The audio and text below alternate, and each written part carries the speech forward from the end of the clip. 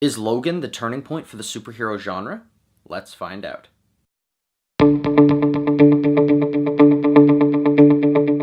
Hello Fanatics! I'm Dylan Phillips, and this is the Film Fanatic Review bringing you Logan with Hugh Jackman, Patrick Stewart, and Dafne Keen. First, we'll tell you our initial thoughts and what the movie is about. Then we'll move on to some spoiler-free likes and dislikes. We'll finish up with some spoiler-heavy thoughts on this film, and our final word. Overall, I was blown away with this film.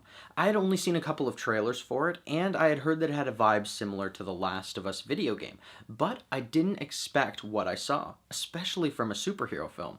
Logan is set in the near future, where an older Logan cares for the ailing Professor X in secret, but is forced back into the spotlight when a young mutant arrives being pursued by some evil dudes. For what I liked about this film, I found the portrayal of Logan and Professor X in this film the best that we've seen in any X-Men movie to date. The relationship between these two has always been glossed over in the older films, but Logan takes this dynamic and puts it at the forefront of the story. The fact that this movie plays as an emotional and uplifting story about family, rather than focusing on the superhero aspect of these characters, is a different take on this genre as a whole, and it works beautifully for these characters. I also like that the filmmakers of Logan decided to make this Wolverine series as a standalone series, rather than incorporating it into the X-Men universe. You have subtle references to the other X-Men, but there's no overt extension into it, especially with Professor X, and so it makes it so that you can watch this film without having seen any of the previous ones. And I think the R rating was definitely the best choice for this film to give the dark and gritty tone that a character like Wolverine needs. And by the way, X-23 is a total badass. Dafne Keen did not miss a beat when acting alongside Patrick Stewart and Hugh Jackman. As for what I disliked, there wasn't much, to be honest. The villain was a little bland and forgettable at times, but you don't need an iconic villain for a film that is so thematically charged. The soundtrack was a little subpar at times as well. I found that it didn't really set the mood in the way that they really wanted it to.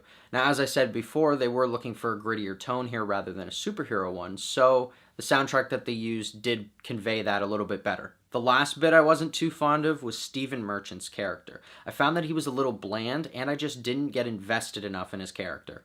And that's where I'll end my spoiler-free thoughts on this film. If you want to hear our final word or rating of this film, pause now and click the link in the description, because now it's time for spoilers.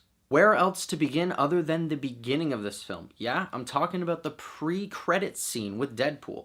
I absolutely love that they did this, as it was such a tease to the relationship between Deadpool and Wolverine, as well as the rumors surrounding whether or not Hugh Jackman would actually be in Deadpool 2 or not.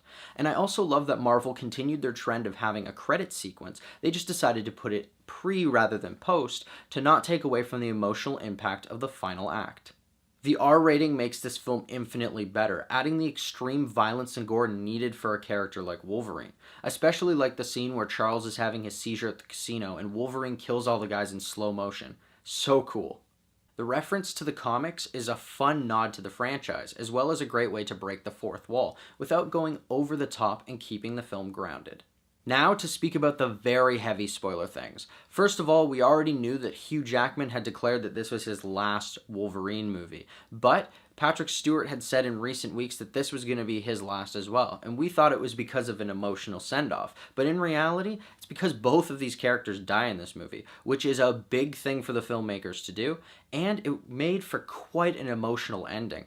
I didn't expect it to happen, and it was a very bold move, which made this very un-superhero-esque.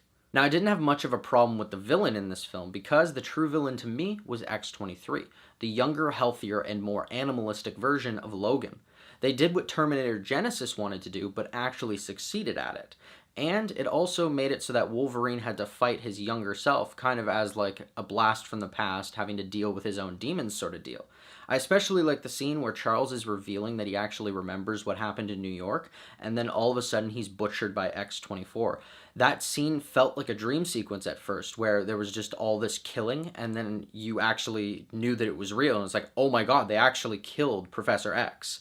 And I have to say that the funniest scene in this movie is probably when Laura speaks for the first time when she's in the car with Logan. The banter between the two of them there, just back and forth, is the dry humor that we love from Wolverine. So, with the thoughts heard, here's our final word. Logan is a dark superhero film that puts powers on the back burner and focuses more on the heroes and their backstories. While both emotionally uplifting and amazingly dark, this film has a deep story for any movie fan, superhero or not. As I said, this movie blew me away. It had some of the greatest action sequences I've seen in any Marvel film. The dynamic between the characters was so raw and real, and on top of it, it gave us a refreshing take to a very dated and repetitive superhero genre. So, I'm gonna give Logan a 9. Thanks everybody for watching our review. Are you planning on seeing Logan? Or if you've already seen it, do you have something to add? Where do you think this film ranks in terms of X-Men movies? Let us know in the comments below. I'm Dylan Phillips, and this has been the Film Fanatic Review. If you liked this video and you want to see more, hit that like button and subscribe to our channel. Check out our latest Fanatic 5 video, where we discuss the top Matt Damon films. Don't forget to follow us on our social media. We post new videos every Monday, Wednesday, Friday, and Sunday. Until next time, Fanatics, keep it real.